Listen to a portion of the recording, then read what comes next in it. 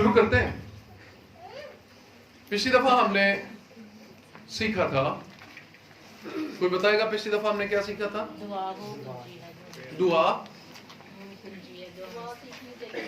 दुआ एक कुंजी है, दुआ सीखी जा सकती है और कुंजी बड़ी अहम होती है। पाकरू हमें दुआ करने में मदद करता है। हम नहीं जानते कि हमें किस तरह दुआ करनी चाहिए, लेकिन रूह कुछ हमारी मदद करता है, हमारी कमजोरियों में हमारा साथ देता है कि हम खुदावंद की मर्जी के मुताबिक दुआ कर सके।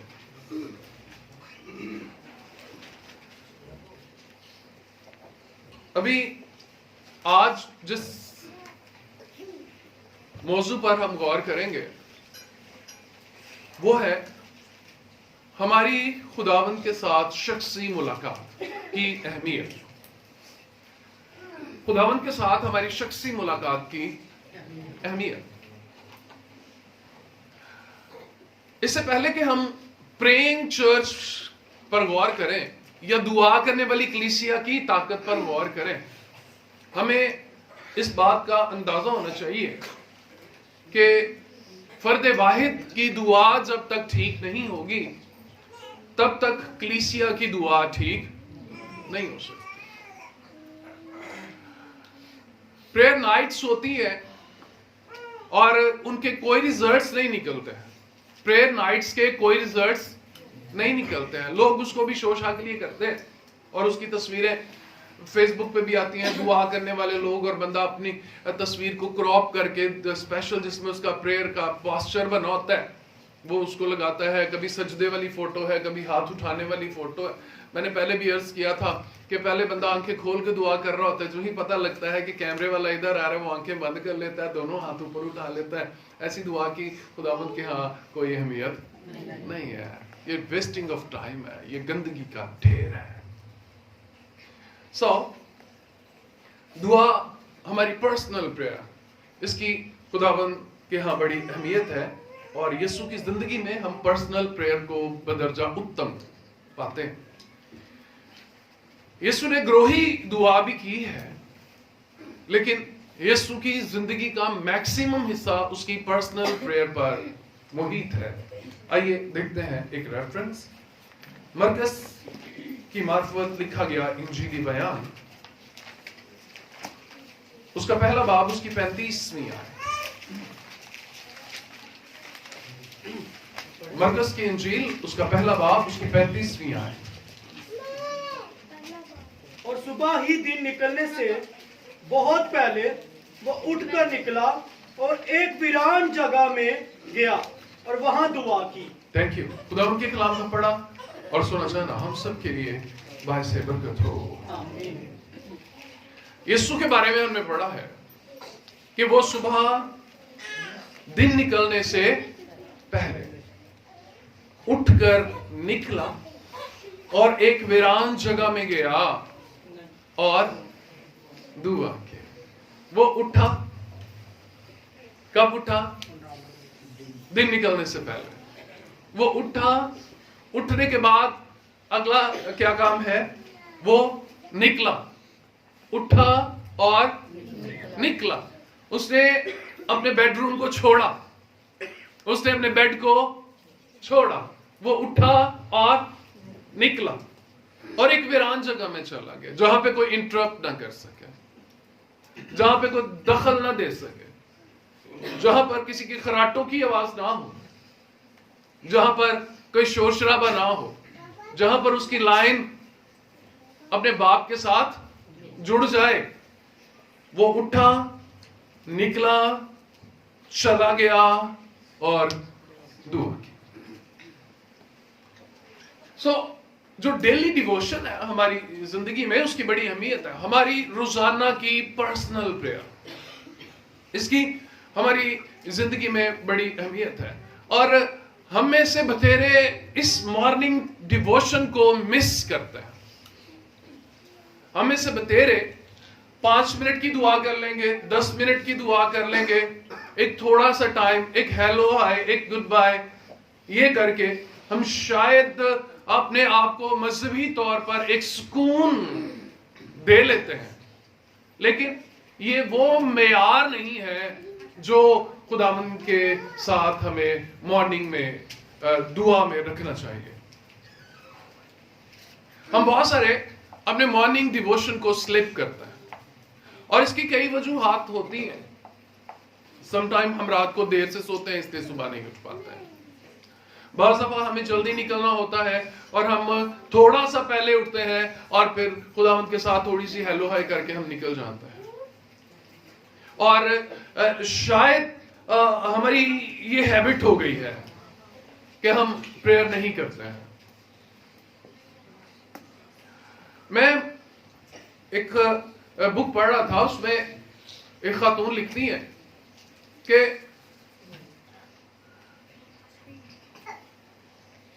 मेरे पास्टर ने मुझे बताया था कि हमें डेली डिवोशन को मिस नहीं करना चाहिए, हमें मॉर्निंग प्रेयर को मिस नहीं करना चाहिए। कहती कि मैं बीमार हो गई और मेरी डेली की प्रेयर जो है वो मिस होना शुरू हो गई और टाइम गुजरता गया और मॉर्निंग प्रेयर मिस होती चली गई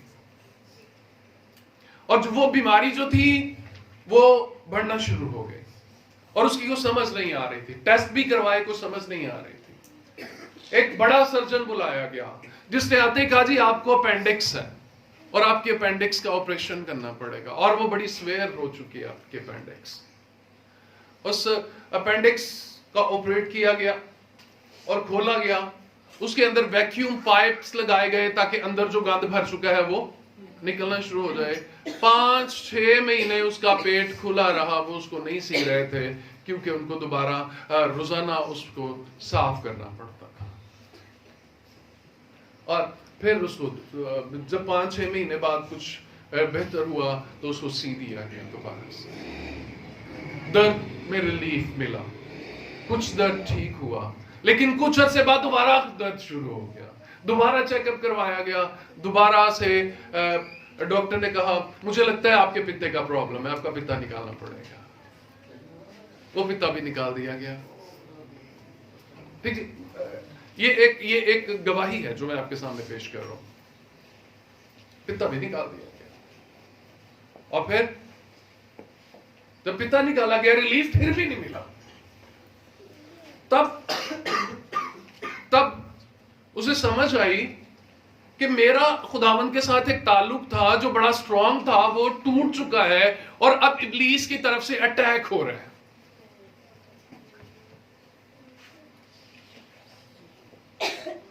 उसने दोबारा से वो ताल्लुक शुरू किया और उसकी जिंदगी के हालात ठीक होना। हमारी मॉर्निंग प्रेयर, हमारा डेली डिवोशन जो हम खुदावंद के साथ टाइम स्पेंड करते हैं, दैट्स वेरी इंपॉर्टेंट।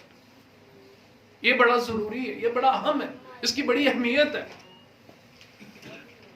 हमारी जिंदगी इसके बगैर किसी काम की नहीं है। जब हम रोजाना खुदावंद के सामने जाते हैं, उससे मुलाकात करते हैं, तो हम रोजाना की हदायत खुदावंद से लेते हैं। मुझे अपना दिन कैसे गुजारना चाहिए, खुदावंद हमें उस दिन को गुजारने के लिए रहनुमाई देता है। लेकिन जब हम खुदावंद के बगैर अपने दिनों का आगाज कर देते हैं तो फिर हमारे दिन बुरे होना शुरू हो जाते हैं। और ये एक ही दिन में नहीं होता कि आप एक दिन आपने प्रेयर नहीं की, नो प्रॉब्लम। मैंने शुरू में अर्ज किया था, दुआ ना करने से खुदा बाप के साथ हमारा रिश्ता नहीं टूटता, हमारी रफाकत टूटती है। और रफाकत ही वो है जो हमें जला के रखती है, रफाकत ही है जो हमें जिंदा रखती है। और खुदावंद के साथ गहरी रफाकत जो है ये हमारे लिए बड़ी जरूरी है। इंडिविजुअल प्रेयर, हम प्रेइंग चर्च की तरफ जा रहे हैं। इन कमिंग डेज हम दुआया कलीसिया पर बातचीत करने वाले हैं। तो कब दुआया कलीसिया बन सकती है? जब कलीसिया के अफराद की शख्सी दुआया जिंदगी जो है वो ठीक हो। अब मैं पूछना चाहूंगा कि भाई लियाकत और भाई याकूब हैं हमारे पास कि कौन सा म्यूजिकल ग्रुप अच्छा हो सकता है। जोएल, आप कौन से म्यूजिकल के ग्रुप ज्यादा अच्छा हो सकता है? वो जिसके म्यूजिक एक्सपर्ट्स जो हैं घरों में प्रैक्टिस करते हैं, इंडिविजुअल प्रैक्टिस करते हैं, या वो जो सिर्फ ग्रुप में आके बजाते हैं? जो घरों में भी प्रैक्टिस करते हैं, इंडिविजुअल प्रैक्टिस करने वाले। एक अच्छा गिटारिस्ट कौन होगा? जो तन्हाई में भी गिटार की प्रैक्टिस करता है। जब वो ग्रुप में आके प्रैक्टिस करेगा और फिर वो ग्रुप गाएगा तो उसका मजा ही कुछ और होगा। जो तन्हाई में प्रैक्टिस नहीं करते हैं वो कभी भी एक म्यूजिकल ग्रुप का सही हिस्सा नहीं बन पाते। इसी तरह से जो ईमानदार घरों में तन्हाई में खुदावंद के साथ टाइम नहीं स्पेंड करते हैं वो कभी भी कलीसिया का एक मुअस्सर हिस्सा नहीं बन सकते। वो कभी भी एक दुआया ग्रुप का सही हिस्सा नहीं बन सकते। उनकी नजरें हमेशा टाइम की तरफ होंगी क्योंकि उन्हें खुदावंद के साथ टाइम गुजारने की आदत नहीं है। जिनको खुदावंद के साथ टाइम गुजारने की आदत होती है उनके लिए टाइम कोई अहमियत नहीं रखता है। उनके लिए घंटे, मिनट और दिन खुदावंद के साथ गुजारना बड़ा ही आसान होता है। मैं एक शख्स को पढ़ रहा था, वो कहता है कि उसके नौकर ने एक्चुअली उसके सर्वेंट ने उसकी ये कहानी लिखी है। वो कहता है कि पादरी साहब ने मुझे कहा कि मैं दुआ करने के लिए जाने लगा हूं, आधे घंटे बाद मैंने कहीं जाना है, आधे घंटे बाद मुझे ना दरवाजा नॉक करके बता देना कि आधा घंटा हो गया, आपने कहीं जाना है। वो शख्स दुआ कर कमरे में चला गया और जब वो कमरे से बाहर निकला तो उसने अपने सर्वेंट से कहा, पता ही नहीं लगा आधा घंटा इतनी जल्दी गुजर गया है। उसने कहा, नहीं साहब जी, आधा घंटा नहीं गुजरा, 3 घंटे गुजर गए हैं। मैंने दरवाजा खोला था लेकिन आप खुदावंद के साथ इतनी गहरी रफाकत में थे कि मैंने हलाला मुनासिब नहीं समझा।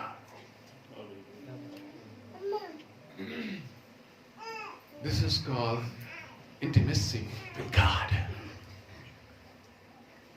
इसे कहते हैं खुदा के साथ गहरी रफाकत। और जिनकी खुदावंद के साथ गहरी रफाकत होती है वो खुदावंद से गहरी चीजें लेते हैं। और जिनकी खुदावंद के साथ गहरी रफाकत नहीं होती उनके रोने होते हैं। बड़ी दुआवां कीतियां, मिलया कुछ नहीं, बढ़िया कुछ नहीं, मेरा मुंडा नहीं ठीक होया, मेरी कुड़ी नहीं ठीक हुई, sorry sir, you are crisis prayer. आप सिर्फ एक वो ईमानदार हैं जो मुसीबत में दुआ करते हैं। तेरे कोल मैं मुसीबत विच कीती दुआ, दुखां दे वेले तेरी यहोवा सुने दुआ। मैं और आप सिर्फ वो प्रेयर है जो क्राइसिस प्रेयर है, जो सिर्फ मुसीबत में दुआ करते हैं, जो खुदावंद के साथ रोजाना दुआ में बैठते हैं। वो मुसीबतों के पहाड़ों पर खड़े होकर हंसते हैं। पहाड़ों पे हंसते हैं मसीहा के दीवाने, पहाड़ों से कहते हैं मसीहा के परवाने, उखड़ो, यीशु नाम से उखड़ो। और तब ही वो बात पूरी होती है। यीशु ने फरमाया था, तुम पहाड़ों से कहोगे तो ये उखड़ जाएंगे। पहाड़ को उखाड़ने के लिए पावर की जरूरत होती है और पावर मिलती है प्रेयर में। दुआ ना करने से आप मसीही रहते हैं, लेकिन दुआ ना करने से आप पावरलेस मसीही रहते हैं। You are Christian but powerless Christian. ऐसे मसीही जिनके पास ताकत नहीं है, ऐसे मसीही जो रूहानी ताकत से खाली है, जो पहाड़ से नहीं कह सकते हैं उखड़ यीशु के नाम में।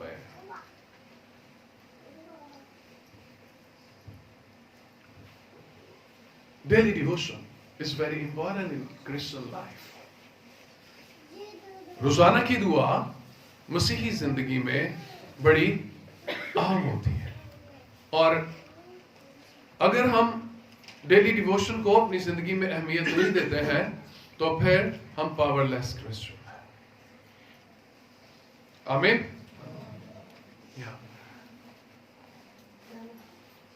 Who is there?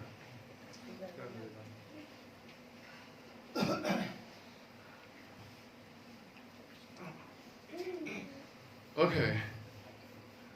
कई दफा हम समझते हैं कि दूसरे हमारे लिए प्रेयर करेंगे, दूसरे हमारे लिए, नो डाउट दूसरों की दुआ हमारे लिए बड़ी फायदेमंद होती है। हम अपना वजन दूसरों पे डाल देते, अच्छा दुआ करें आज साढ़े वास्ते, हाँ हमारे लिए दुआ कीजिएगा प्लीज। यार दूसरों की दुआ हमारे लिए बड़ी अहम है। लिखा है बाइबल में एक दूसरे के लिए दुआ करो ताकि शिफा। सो एक दूसरे के लिए दुआ बड़ी अहम होती है, बड़ी जरूरी है। लेकिन दूसरे की दुआ आपको जस्ट सपोर्ट करती है, दूसरे की दुआ आपको ताकत नहीं देती है।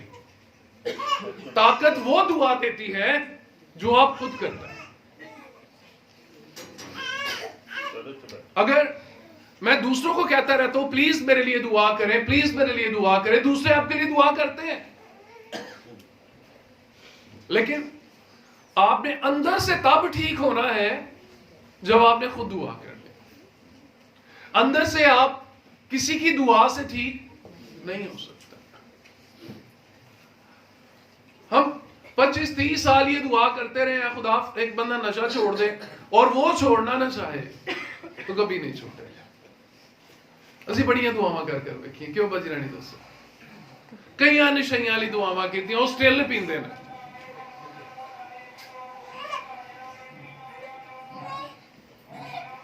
तेरे कोल मैं तंगी विच कीती दुआ, तंगियां वाली दुआ, कोई फायदा नहीं होता।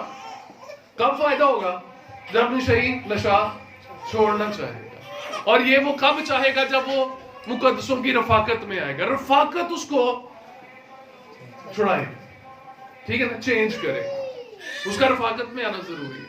दुआ करना भी जरूरी है, लेकिन उसका रफाकत में आना जरूरी है। सो हमें पावर कब मिलती है? जब हम खुदा की रफाकत में रहते हैं, हम अपने बाप की रफाकत में रहते हैं। ऐ हमारे बाप तू जो आसमान पर। जब हम दुआ कर रहे होते हैं तो हम एक ही वक्त में जमीन पर भी होते हैं और आसमान पर भी होते हैं। हम आसमान को टच कर रहे होते हैं। आमीन। हम आसमान को छू रहे होते हैं। छू लो आसमान। कैसे? दुआ में। आसमान कैसे छुआ जाता है? दुआ में। जब हम दुआ करते हैं तो हम आसमान को हाथ लगाते हैं, हम अपने खुदावंद के सामने खड़े होते हैं। समझ गए मेरी बात? जब हम दुआ करते हैं हम क्या करते हैं? हम आसमान को छूते हैं, हम आसमान को हाथ लगाते हैं। और बहुत सारे लोग इस नेमत से, इससे महरूम रहते हैं और कभी भी आसमान को हाथ नहीं लगा सकते। आमीन।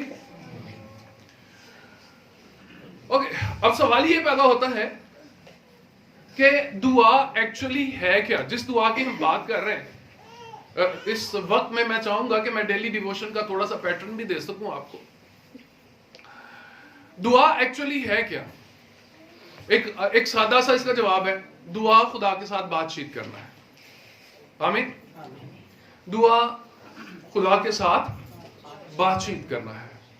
जब भी हम दुआ करते हैं हम खुदा के साथ मुलाकात करते हैं, और वो मुलाकात जो है वो जिंदगी तब्दील करने वाली मुलाकात होती है। आमीन। एक शख्स जो खुदा के साथ मुलाकात करता है उसकी जिंदगी तब्दील होती है। भला क्यों? इसलिए कि बाइबल फरमाती है बुरी सोबतें अच्छी आदतों को बिगाड़ देती है। जिस तरह की सोबत में कोई रहता है उस तरह का वो हो जाता है। जो खुदावंद की सोबत में रहता है वो खुदावंद की तरह का हो जाता है। आमीन। तो जो खुदावंद की सोबत में नहीं रहता है वो खुदावंद की तरह का नहीं होता है। खुदावंद की तरह का होने के लिए उसकी सोबत में रहना जरूरी है। जिस फिनोमिने में, जिस माहौल में हम टाइम स्पेंड करते हैं हम उसी की तरह के हो जाते हैं। कई लोग जो है उनके लिए घर में निक्कर पहन के फिरना कोई ज्यादा मुश्किल नहीं होता। हमारे लिए मुश्किल है। पता है क्यों? हमारा माहौल नहीं है उस तरह का। कई लोग हमारे पाकिस्तान में, हमारे शदरे में भी कई लोग घरों में अपनी बेटियों के सामने निकरे शिकरे पहन के फिर लेते हैं। हमसे नहीं फिरा जाता, हमारा माहौल नहीं, राइट ना? जिस तरह का माहौल आप क्रिएट करते हैं उस तरह के आप हो जाते हैं, और वो आपको सही लगना शुरू हो जाता है। अब जो बीबियां नंगे नंगे कपड़े पहन के फिरती हैं, उनको वो सही लगता है, उनको वो सही लगता है। क्यों? क्योंकि वो उस माहौल में है। जिनको फिल्में देखने की ज्यादा आदत है, उनका माहौल एक ज़हनी माहौल बना है फिल्मों वाला, तो वो उसी तरह की हरकतें करते हैं। और जो दुआया माहौल में रहते हैं वो दुआया लोगों जैसे होते हैं, और जो खुदावन के माहौल में रहते हैं वो खुदावन जैसे होते हैं। सो प्रेयर खुदावन के साथ कम्युनिकेट करना है, खुदा के साथ बातचीत करना है, और जिसके साथ हम बातचीत करते हैं उसकी बातें आहिस्ता आहिस्ता असर करना शुरू हो जाती हैं। देखे ना, किसी घर में लड़ाई एक दिन से नहीं डलती। एक दिन की कम्युनिकेशन से कभी भी लड़ाई नहीं हुई कि किसी ने हदायतकार ने हदायतकारी कर दी हो और बंदा एक दिन में अपने हस्बैंड से या अपनी वाइफ से लड़ना शुरू हो जाए। ऐसे नहीं होता। वो हदायतकारी कुछ टाइम लगता है, ठीक है ना? घर में लड़ाई डलवाने में कुछ टाइम लगता है, एकदम से लड़ाइयां नहीं डलती। हौली हौली बंदा रोज रोज किसी को फीड करता है, रोज फीड करता है, रोज फीड करता है, रोज फीड करता है, रोज फीड करता है, और आहिस्ता आहिस्ता अच्छा भला बंदा चला हो जाता है, ठीक है ना? अच्छा भला बंदा जो होता है ना चला हो जाता है। उन्हें समझ ही नहीं आती कि मन करा की, फिर वो लड़ना शुरू कर देता है। ये फीडिंग है। और जब हम खुदा के कदमों में बैठते हैं, हम खुदावन की रफाकत में रहते हैं, तो फिर खुदावन जो कुछ हमें फीड कर रहा होता है वो हमारी जिंदगी में असर करना शुरू हो जाता है। आमीन। सो खुदा हमें फीड करता है, वो हमें अपनी तरह होने के लिए मटेरियल देता है, वो हमें अपनी तरह बनने के लिए बातें बताता है, फिर हम खुदावन की तरह के होते चले जाते हैं, और हमारे बेनकाब चेहरों से उसका जलाल नजर आना शुरू हो जाता है। बाइबल फरमाती है खुदावन के नजदीक जाओ तो वो तुम्हारे नजदीक आएगा। जब हम खुदावन के नजदीक जाते हैं, तो खुदावन के नजदीक जाया कैसे जा सकता है? खुदा के नजदीक कैसे जाया जा सकता है? दुआ में। जब हम खुदावन के नजदीक जाते हैं दुआ में, तो खुदावन हमारे नजदीक आता है। आमीन। सो जब खुदावन हमारे नजदीक आ जाता है तो हम पावरफुल हो जाते हैं। आमीन। हम कुव्वत वाले हो जाते हैं, हम ताकतवर हो जाते हैं। तो कितना ही अहम है दुआ करना। आमीन। और फिर दुआ जो है ये खुदावंद की सिताइश और प्रस्तिश का नाम भी है। दुआ क्या है? खुदावंद की सिताइश और प्रस्तिश। बाज दफा हम जाते हैं, शुरू हो जाते हैं, ऐ खुदावंद तू ये भी दे, तू ये भी दे, तू ये भी दे, तू ये भी दे, तू ये भी दे, तू मेरे मुंडे को अच्छी नौकरी दे, तू मेरी कुड़ी के लिए अच्छा रिश्ता दे, तू मेरी सैलरी बढ़ा दे, तुझे पता है मैंने दोनों का ब्याह भी करना है, इसके लिए बहुत पैसे दरकार है, खुदा तू सब कुछ दे, तू सब कुछ दे। हम जाते ही शुरू हो जाते हैं। लेकिन यीशु ने जो पैटर्न दिया ना, जब शागिर्दों ने कहा हमें दुआ करना सिखा, तो यीशु ने कहा तुम इस तरह से दुआ किया करो, ऐ हमारे बाप तू जो आसमान पर है, तेरा नाम पाक माना जाए, तेरी बादशाही आए, तेरी मर्जी जैसे आसमान पर पूरी होती है जमीन पर भी हो। आमीन। पहले उसकी सिताइश है, तू जो आसमान पर है, तेरा नाम पाक माना जाए। हालेलुया। पहले उसकी सिताइश है, पहले उसकी प्रस्तिश है। खुदावंद के एक बंदे ने कहा है कि दुआ खुदा के साथ फेलोशिप का नाम, और ये फेलोशिप जो है इसकी दो साइड्स है। इस फेलोशिप की दो साइड्स है। नंबर 1 फेलोशिप साइड है, और नंबर 2 पार्टनरशिप साइड है। कौन कौन सी साइड है? फेलोशिप साइड, हम इसमें रफाकत करते हैं खुदा से, और नंबर 2 इसमें हम पार्टनरशिप करते हैं खुदा के साथ। अमेजिंग। क्या करते हैं हम? खुदा के साथ रफाकत करते हैं, और दूसरे नंबर हम दुआ में खुदा के साथ पार्टनरशिप करते हैं। जब हम फेलोशिप कर रहे होते हैं, उसमें हम खुदावन का जलाल बयान कर रहे होते हैं। मैं ये नहीं कहना चाहता हम खुदावन को जलाल दे रहे होते हैं, हम खुदावन को जलाल नहीं दे सकते। खुदावन का जलाल कामिल है और वो स्ट्रेल है। आमीन। हम खुदावन का जलाल बयान करते हैं, हम उसकी बड़ाई का बयान करते हैं। ऐ खुदावन तू भला है, तेरी शफकत अबदी है, तेरी वफादारी पुश्त दर पुश्त रहती है। ऐ खुदावन मैं तेरे बाजुओं के नीचे पनाह लेता हूँ। ऐ खुदावन तू मेरी ढाल है, तू मेरी सिपर है। ऐ खुदावन तू यहोवा यरी है, ऐ खुदावन तू एल शड्डाई है। हम खुदावन की तारीफ करते हैं। खुदावन तूने समुद्रों के सीने चीर दिए। ऐ खुदावन तूने चकमाक में से पानी बहाया।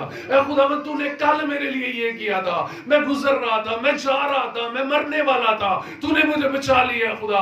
मैं तेरा शुक्र करता हूँ खुदा। कल मुझे पैसों की जरूरत थी, तूने पैसे दिए है खुदा। कल मेरी सांस उखड़ी हुई थी, मैंने तुझसे कहा है खुदा, तूने मेरी सांसों को बहाल कर दिया। हालेलुया। हम खुदावंद को जलाल देते हैं। दुआ में जाते ही अर्जियां नहीं पेश करनी होती, दुआ में जाते ही हमें खुदावंद की सिताइश करनी होती है। आमीन। Pattern of daily devotion.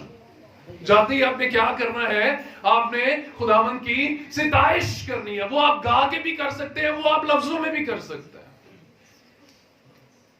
अगर गाना नहीं अच्छा आता, अगर आवाज अच्छी नहीं है, अगर लगता है कि मैं गाऊंगा तो मेरे अपने कानों को बुरा लगेगा, तो फिर लफ्जों में कर सकता है। दुआ है मेरी जान मुबारक खुदा है कि उसे दाई ना पवित्र सदा है, कभी भी ना भुल बख्शिश दियारू। तू कह ऐ मेरी जान मुबारक खुदा है, तेरी जान नू मौत तो बचांदा, तेनू ताज रहमत दा घर दा पता है, तेनू चंगियां चीजां नालों हर जांदा, तेरी उम्र नू वो खुशी बख्शदा है। आमीन। गाना नहीं आता, कह के कर लो। जब दुआ में जाते हैं तो हम आगाज कहां से करेंगे? हम सिताइश और प्रस्तुति से करेंगे। दुआ खुदा के साथ कम्युनिकेशन का नाम है, और कम्युनिकेशन में सबसे पहले हमें खुदावन की सिताइश करनी है। We are not beggars. हम कोई भिखारी नहीं है। We are children of God. हम खुदा के बच्चे हैं, और बच्चे भिखारी नहीं होते। हमें खुदावन की सिताइश करनी है, अपने खुदावन को देखना है। वो कौन है? तू जो आसमान पर है, आसमान की तरफ देखे। आसमान बयान कर दे खुदा दे काम सारे, कर दे ने रब दी वडियाई। दिन कर दे रहंदे दिना नाल गल्ला, रात बख्शे रात नू तनाई। ढोल बजा, ढोल ढोलिया, कोई प्रस्तुति नहीं है, ठीक है ना? पता नहीं की है, खुशी का इजहार हो सकता है, ठीक है ना? गीत ये रब खुदावंद बादशाह है, ओ जलाल दा बादशाह है। आमीन। उच्चे करो सिर दरवाजियों, उच्चे हो सब दरो, जहां जलाल दा बादशाह आवे सिर तद उच्चे करो। आमीन। ये जलाल दा बादशाह कौन है? कौन बादशाह कमाल दा? लश्करां दा रब यहोवा, ओ बादशाह जलाल दा। हालेलुया। दुआ का आगाज कहां से होना चाहिए? सिताइश से, प्रस्तुति। दूसरा इसका पहलू क्या है? दो पहलू बताए मैंने आपको दुआ के। पहला पहलू है हमें उसके साथ फेलोशिप करनी है, और फेलोशिप में हमें उसकी सिताइश करनी है, उसकी प्रस्तुति करनी है, उसकी हमदो सना करनी है। हम करनी है। हम का वो गीत क्या है? तू है अजीम, तेरे काम सबसे अजीम, तेरे जैसा कोई नहीं। आमीन। तू है अजीम। ओके। दूसरी साइड इसकी क्या है? पार्टनरशिप है। जब हम दुआ में पार्टनरशिप खुदा के साथ कर रहे होते हैं, फिर हम जंग कर रहे होते हैं। हाँ,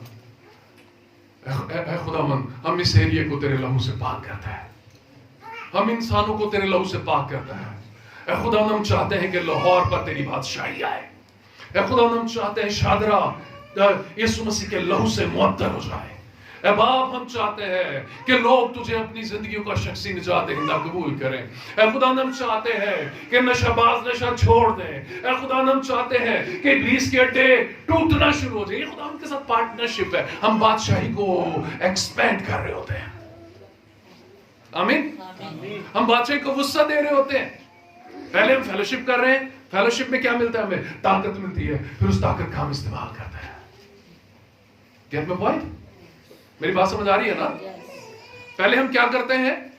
पहले हम खुदावंद के साथ फेलोशिप करते हैं। फेलोशिप का मतलब रफाकत। हम खुदावंद के साथ रफाकत करते हैं। रफाकत जब हम करते हैं तो उस वक्त हमें खुदावंद से मिलती है कुव्वत। जब कुव्वत मिलती है तो फिर उस कुव्वत का इस्तेमाल करके हम पार्टनरशिप करते हैं, और उस पार्टनरशिप में हम बादशाही को वुस्अत दे रहे होते हैं, बादशाही को हम एक्सपेंड कर रहे होते हैं, बादशाही को हम बढ़ा रहे होते हैं। Hallelujah. So prayer is very important in Christian life. मसीही की जिंदगी में जो प्रेयर है ये बड़ी अहम है। प्रेयर जो है ये खुदावंद के साथ मोहब्बत का इजहार है। आमीन। प्रेयर जो है ये खुदावंद के साथ मोहब्बत का इजहार है। जिनका दिल कहीं लगा होता है ना, जिनका दिल कहीं लगा होता है, वो सबसे पहले उठ के अपना मोबाइल चेक करते हैं और उसमें एसएमएस चेक करते हैं, उसका व्हाट्सएप चेक करते हैं, मैसेंजर चेक करते हैं, कोई भी उनका वे ऑफ कम्युनिकेशन है उसको चेक करते हैं। रात के सोते हैं मैसेज तो नहीं आ गया। Exactly yes. क्यों नौजवान नस्ल? मैं समझता हूं कि आपके एसएमएस आते होंगे,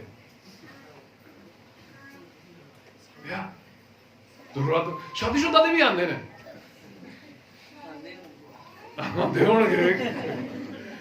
कोई गल नहीं वीरे, खुदा रहम करेगा।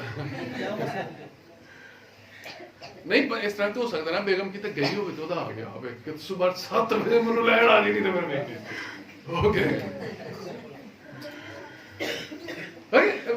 तो वो मैसेज देखने के लिए सुबह आंख पूरी खुलती नहीं, तो बंदा टटोल के मोबाइल तलाश कर लेता।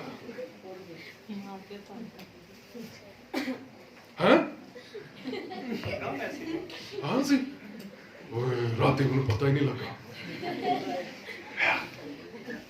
और जब खुदावंद के साथ दिल लग जाए तो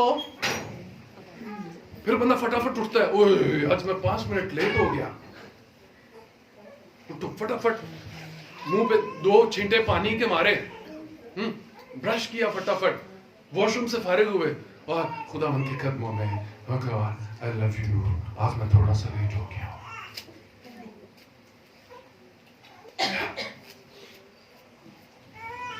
दुआ क्या है? खुदावंद के साथ मोहब्बत करना है।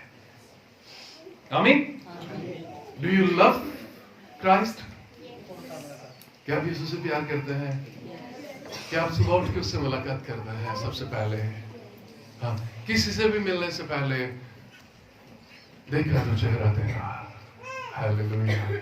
अगे तो बताइए।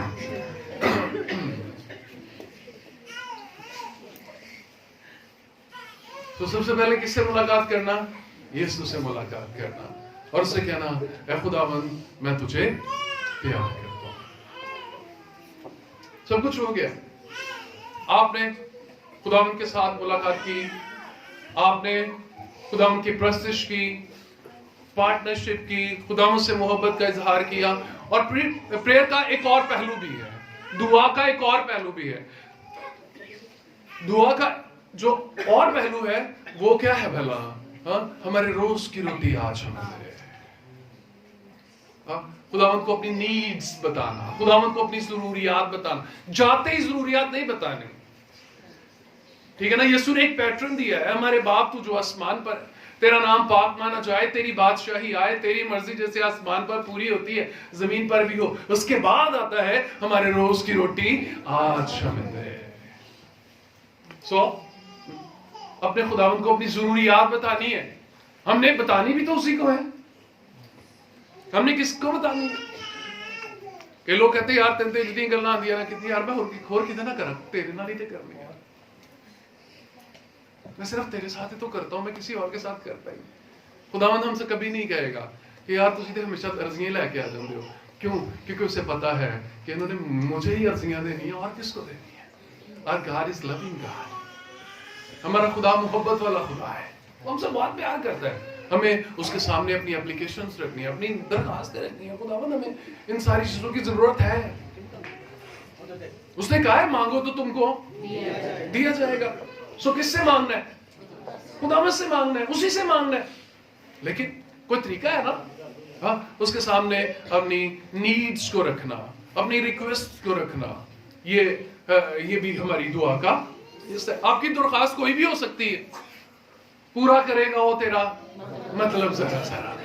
वो सब कुछ जानता है, उसे सब चीजों की खबर है, वो वो सब कुछ जानता है। कई दफा हम ये सोचते हैं कि खुदा सब कुछ खुद करेगा, खुदा सब कुछ खुद करेगा, लेकिन खुदा सब कुछ नहीं करता।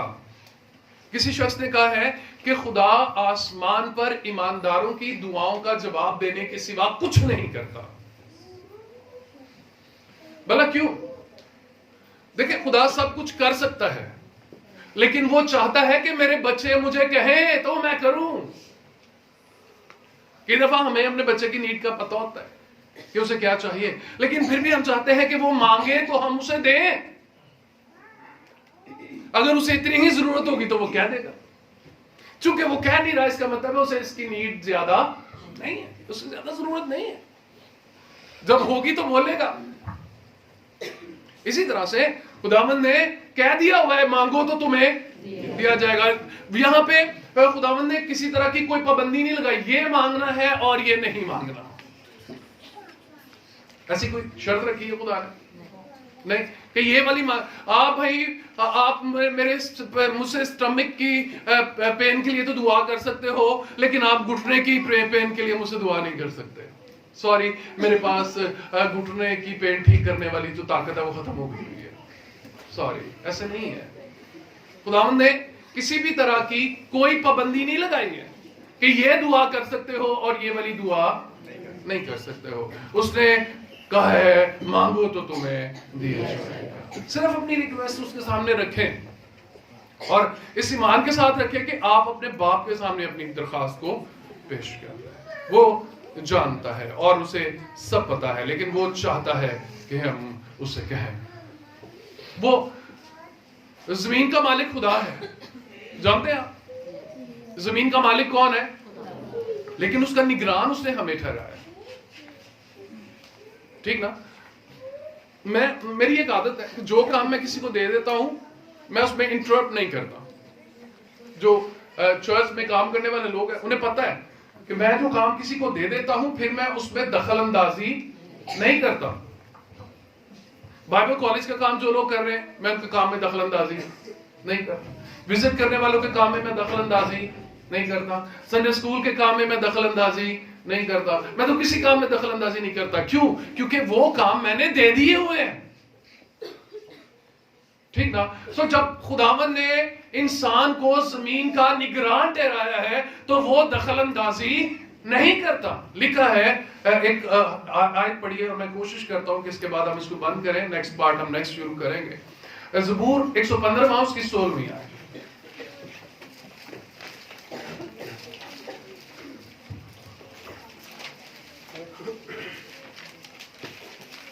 आसमान तो खुदावंद का आसमान है, लेकिन जमीन पर उसने बनी आदम को दी है।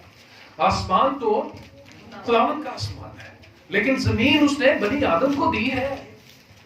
आसमान खुदावंद का आसमान है, उसमें इंसान दखल अंदाजी नहीं करता, ठीक ना? लेकिन जमीन उसने बनी आदम को दी है। जमीन पर कुछ करने के लिए खुदा आदम से चाहता है कि वो कहे।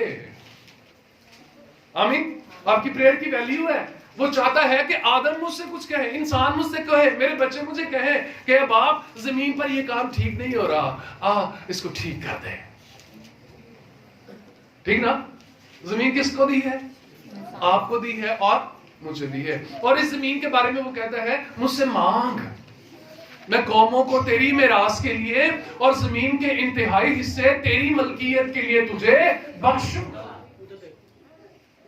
वो कहता है मैं जमीन तुझे दे दूंगा, मैं कौमें तुझे दे दूंगा, तू मुझसे मांग।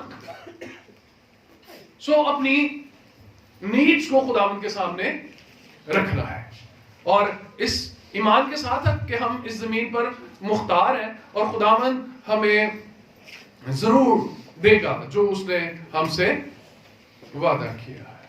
आमीन। ओके,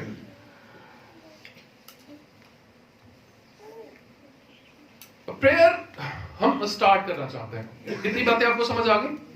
ओके, अब आप प्रेयर स्टार्ट करना चाहते हैं। फॉर एग्जांपल आप कहते हैं कि मैं कल से सुबह उठूंगा और दुआ करूंगा, मुझे कितनी देर दुआ करनी चाहिए? This is the question, a big big question.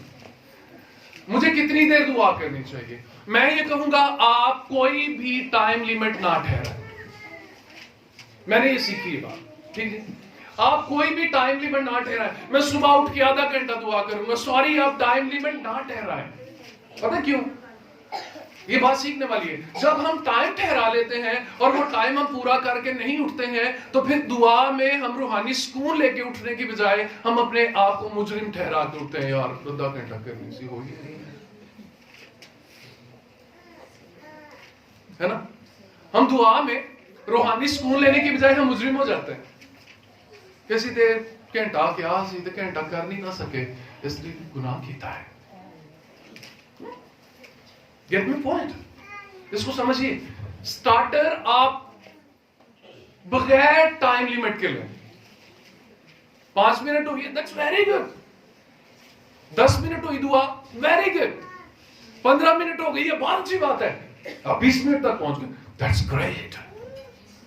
आपने आधा घंटा कर ली, you are super duper genius. या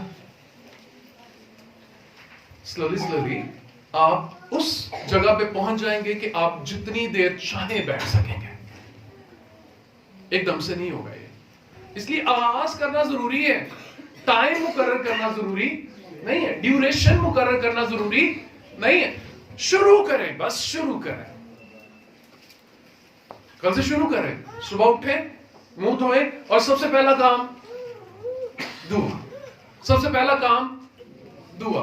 हो सकता है सुबह उठ के सबसे पहला काम कौन सा? दुआ। आप देखेंगे कि जिंदगी के हालात बदलना शुरू हो जाएंगे। और सुबह उठ के दुआ क्या करनी है, मैंने आपको पैटर्न एक बताया, लेकिन एक कुछ बातें और हैं जो मैं जल्दी से समझाना चाहूंगा। आप ना कहें कि खुदावंद मैं अपने आज के दिन को तेरे सामने पेश करता हूं, तुझको मुबारक बना दे। खुदावंद इसमें से तू बुरी बातों को खत्म कर दे। खुदावंद इस पर तेरा कब्जा हो। जैसे तेरी मर्जी आसमान पे पूरी होती है, मेरे इस दिन में भी तेरी मर्जी पूरी हो। आमीन। अपने दिन के लिए दुआ करें, खुदावंद इसको मुबारक ठहरा, इसमें से 20 को खत्म कर। ये दिन तेरा है, यही है दिन जो खुदावंद का है। इसमें मैं शाद हूंगा, इसमें मैं खुशी करूंगा। जो आप उस दिन को बरकत देना चाहते हैं वो दें। और उसके बाद दूसरी प्रेयर ये करें, खुदावंद मैं अपना जिस्म तेरे हुजूर में पेश करता हूं। सबसे ज्यादा तंग कौन करता है? सबसे ज्यादा तंग कौन करता है? जिस्म तंग करता है। खुदावंद से कहें, खुदावंद मैं अपना जिस्म तेरे हुजूर जिंदा कुर्बानी होने के लिए पेश करता हूं। खुदावंद तू मेरे जिस्म को ले, इसकी ख्वाहिशात पर गालिब आने के लिए मुझे रूह कुछ की ताकत दे। ऐ पाक रूह तू मेरी मदद करना ताकि आज मैं फिल्म में देखने वाली ख्वाहिश पर गालिब आऊं। ऐ खुदावंद तू मेरी मदद करना ताकि आज मैं सिर्फ तेरे कलाम पर गौर करूं। ऐ खुदावंद तू मेरे जिस्म को ले ताकि इसमें बुरी ख्वाहिशें ना रहें। अपने दिन को पेश करें और अपने जिस्म को पेश करें, अपने आप को पेश करें। समझ गए आप? फिर आप अपने घराने को पेश करें, फिर अपने रिश्तेदारों को पेश करें, फिर आप अपनी कलीसिया को पेश करें। दिल करे तो अपने पादरी साहब को भी पेश करें। पेशी तो बड़ी जरूरी है ना, ठीक ना? दिल करे तो अपने वजीर आजम को भी खुदावंद के सामने पेश करें, राइट? और दिल चाहे तो कौम बनी इस्राइल को भी खुदावंद के सामने पेश करें। आमीन। सो प्रेयर पैटर्न क्या है? नमूना है, एक तरीका है। ओके, कोई कह सकता है कि मैं तो ऐसे नहीं कर सकता। आप नहीं कर सकते, किसी से लिखवा लें, किसी से लिखवा लें। ये जो मैं आज सरबंद दे रहा हूं ना, ये YouTube पे आ जाएगा। आपको अगर ये बातें नहीं याद रही अभी, आप इसको बार बार देखें, रोजाना देखें, रोजाना देखें। ये YouTube पर आज की डेट में अपलोड हो जाएगा। आप इसको रोज देखें, रोज देखें। पिछला सरबंद भी रिकॉर्डेड है, आप उसको भी देख सकते हैं। आज का भी रिकॉर्डेड हो जाएगा, आप इसको भी देख सकते हैं। जो बातें मैंने बताई हैं, जो पैटर्न मैंने बताया है, जो तरीकेकार मैंने बताया है, ये वहां से आप रोज सुन सकते हैं। जब आप रोज सुनेंगे तो फिर ये आपको याद हो जाएगा। आपको पता होगा कि मैंने पहले कौन सी प्रेयर करनी है, बाद में कौन सी करनी है, उसके बाद कौन सी करनी है। मैंने खुदावंद की हुजूरी में जाना है तो जाते ही अर्जियां पेश नहीं करनी है, जाते ही मैंने खुदावंद की सिताइश करनी है, जाते ही मैंने खुदावंद की शुक्रगुजारी करनी है, जाते ही मैंने खुदावंद के जलाल का बयान करना है, जाते ही मैंने खुदावंद की हम्द करनी है। सो ये सारा कुछ आपको याद आ जाएगा जब आप ये सरमन सुनेंगे। आसान है ना? इंटरनेट तो सबके पास है, हाँ, फिल्में गाने शाने तो सारे सुनते हैं। तो ये कोई घंटे का मैसेज है, घंटे का नहीं बल्कि 45 मिनट का होगा, क्योंकि पहले 15 मिनट तो हमने जज्बाती गुजारे ना। तो आप ये 45 मिनट्स का सरमन जो है, आप इसको रोजाना सुन सकते हैं, 2 दफा सुने, 3 दफा सुने, 4 दफा सुने, 10 दफा सुने, आप बार बार सुन सकते हैं, बार बार सुन सकते हैं। और जब इसको बार बार सुनेंगे तो यकीन मानिए ये आपको याद हो जाएगा और दुआ आपकी आदत बन जाएगी। आमीन।